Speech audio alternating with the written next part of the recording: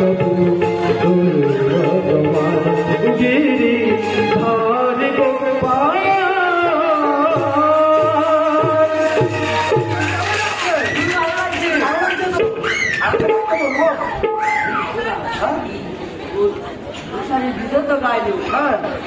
বাইরে একটা গাইতে বলো না, মুখ দেখা যাচ্ছে না। ওখানে বাইরে একটা গান গাইতে বলবো। ছেলে তো মশার ভিতরে একটা গান গাই, মশার বাইরে একটা গান গাই। একটা কেন? ওই 100 টাকা গাইবে। 100 টাকা গাইবে। তোমরা বসো বসো, তোমরা বসো। শিল্পী বাবা বলে দিয়েছে ওই একটা কেন 100 টাকা গান গাইবে। তোমার ধৈর্য ধরে বসো।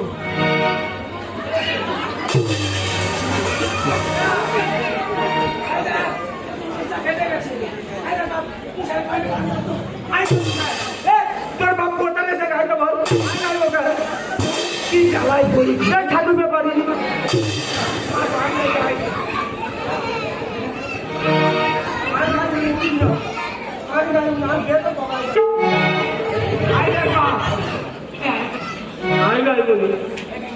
আমি বিয়ে করবো তুই আর মারতে দিকা এবারে কিন্তু গালাগাল দেবো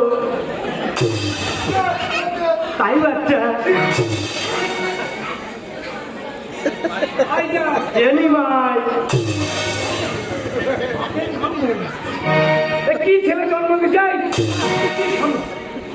তুই কি পারবি সংসারে খাইলে কোনোদিন মদ্দলে হয়ে যায়নি আর কোনোদিন বাবা হয়ে যায়নি তুই কতক্ষণ ছেলের পিছনে সময় দিস দেখবি খাবার খাইবে কিনা তুই দেখতে চাস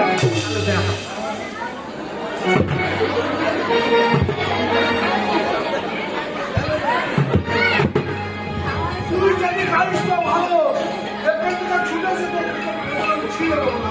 তোমরা আসিবে তো ভালোবাসিবে তো যদি এই আসরে কোনোদিন আবার আমি গান গাইতে আসি তোমরা আসিবে তো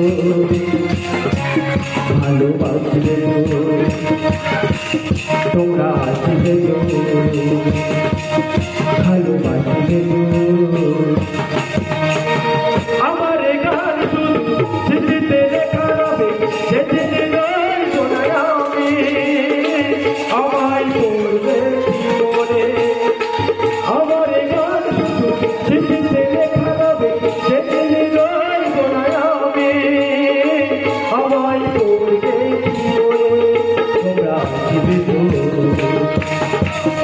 ভালোবাসিবে তো যদি এই আসরে কোনোদিন আবার আমি গান গাইতে আসি তোমরা আসবে তো সুরে ভাসবে তো তোমরা আসবে তো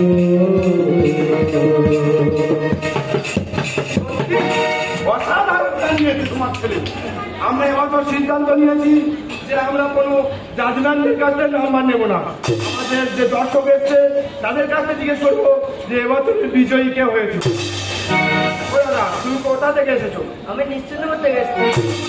নিশ্চয়ই ওরা কোনো অনুষ্ঠান হ্যাঁ, আমি সেই প্রথম থেকে দেখছি। তো আমাদের কোন শিল্পীটার গান তোমার খুব ভালো লাগলো মশারি গাছটা নেবো হেভি গেয়েছে, খুব ভালো গেয়েছে।